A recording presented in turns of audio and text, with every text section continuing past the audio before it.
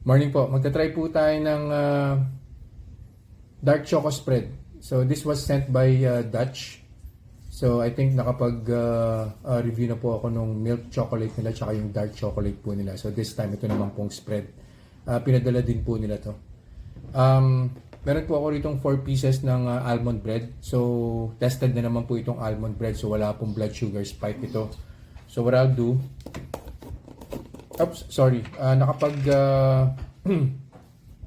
nakapag baseline blood sugar na po ako, no, 117 po yung blood sugar level ko po as of this time.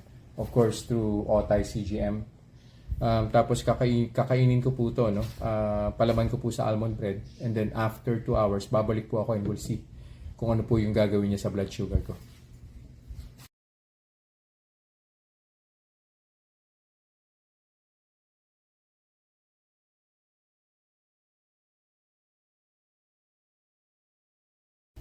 Conclusion na po tayo dun sa tinry ko po today, no?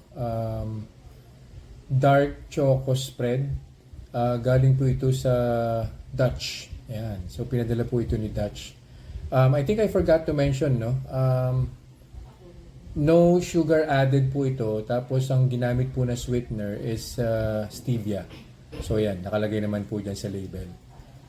On the nutrition facts, meron po nakalagay dito na 10 grams of total carbs. So I was kind of expecting na magkakaroon po siya talaga ng blood sugar spike, which yun nga po, no, ang baseline blood sugar ko po when I started eating this was at 117. Tapos on the first hour umakyat po siya, nag 100, I think 130 or 131 po yata yung first hour. I thought yun na po yung peak. Pero after 15 minutes, nag-peak pa po siya, 135. And then on the second hour, bumaba naman po siya, 131, and then after 5 minutes, nag-130. So tuloy-tuloy na po yung pagbaba niya. Though, mabagal po yung pagbaba. Imagine niyo po yung baseline is 117, tapos yung second hour, 130 lang po, no? Well, ang main factor po dyan is alam nyo naman po na tumigil na po ako ng insulin and metformin. No? Of course, if you just wanted to